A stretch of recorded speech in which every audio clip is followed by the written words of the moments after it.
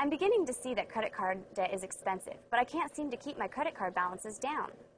At any rate, I don't understand the difference between unpaid balance and the average daily balance method for calculating credit card charges. Can you explain the differences? It's been said that the best investment that you can make is to get out of consumer debt. I, too, use credit cards, so I have to watch out for the same things you do, ugly interest charges on credit cards. So we certainly need to try and control our credit card debt. Let's take a look at the two ways of calculating finance charges on credit cards, the unpaid balance method and the average daily balance method. The unpaid balance method calculates finance charges on the unpaid balance at the end of the previous month. The average daily balance method calculates the finance charge on the average daily balance each month. Hello, I'm Leanne Spar. In this section, we're going to discuss open-end credit and charge cards. The specific topics we will discuss are: we will define open-end credit, we will define revolving charge accounts, we will use the unpaid balance method, and we will use the average daily balance method. Let's begin by looking at some definitions. Open-end credit is a common way of buying on credit. There are no fixed payments, and the customer continues making payments until no outstanding balance is owed. A revolving charge account is an account in which new purchases are made continually with a minimum payment required each month. Credit limit is the maximum amount that may be charged on the account. Finance charges are interest charges beyond the cash price of an item. The grace period is the time during which interest charges are avoided if the total balance is paid by the end of this period. Late fees are fees charged for payments that are received after the due date. Now let's do a problem in which we're using the unpaid balance method. We have a credit card statement in which we are going to find the balance using the unpaid balance method, and that calculates finance charges on unpaid balance at the end of the previous month. The finance charges are calculated at a rate of 1.4% on the unpaid balance. In October, the unpaid balance at the beginning of the month was $255.40. The finance charge was 1.4% of that, which is $3.58. Purchases during the month were $27.50, and a payment was made of $50. We add the purchases, subtract the payment, and come up with the unpaid balance at the end of the month to be $236.48.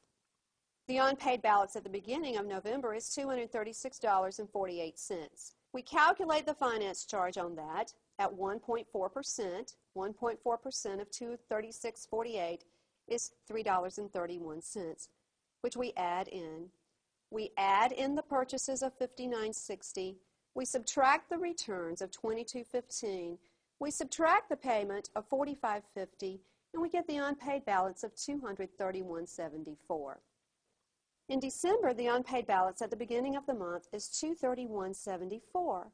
We multiply times 1.4% interest to get a finance charge of $3.24, which we add in, including the purchases during the month, which is $85.45.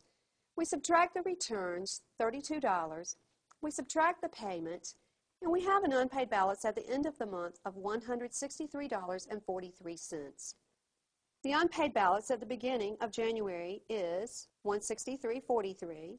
We multiply times 1.4% interest to obtain a finance charge of $2.29, which we add in.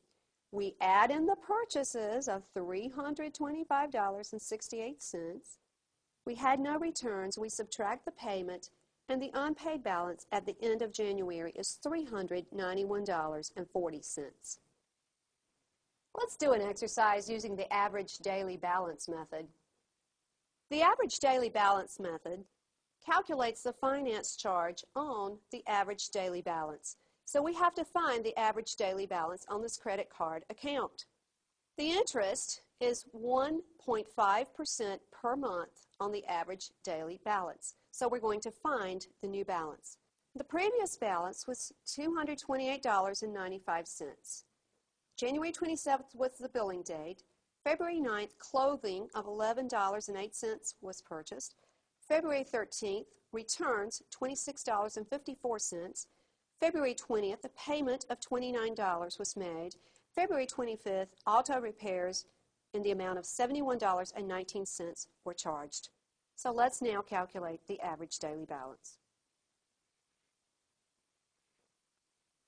From January 27th to February 9th is 13 days. The balance was $228.95 times 13 gives us $2,976.35. From February 9th to February 13th is 4 days. She added $11.08 to this to obtain $240.03 balance for 4 days. We extend this total and get $960.12. From February 13th to February 20th is 7 days. She had returns of $26.54 here, which made her balance be $213.49 for 7 days. We extend this total to $1494.43. From February 20th to February 25th is 5 days, and she had a payment of $29, which brought this total down to $184.49 for 5 days, so we extend the total to $922.45. From February 25th to February 27th is 2 days. We use February 27th because that is the billing date. It's 1 month after January 27th. So for 2 days, her total was $255.68 after she added the auto repairs to this value. So extend this to $511.36. We add all of the daily balances over the month to get a total of $6,864.71. The number of days in the billing cycle is 31 days. We can add these to verify that. So the average daily balance is $6,864.71 divided by 31, giving us an average daily balance of $221.44. So her finance charge is made on the average daily balance. So she has to pay 1.5% on this average daily balance. So her finance charge is $3.32. The new balance is the previous balance of $228.95 plus a finance charge of $332 plus clothing $11.08 minus returns of $26.54 minus a payment of $29 plus auto repairs of $71.19, giving a balance of $259. In this section, we discussed open-end credit and charge cards. Many people get in trouble with charge cards by charging more than they can pay. So it's important for you to do the exercises in this section so you can realize the finance charges that you can amass using a credit card.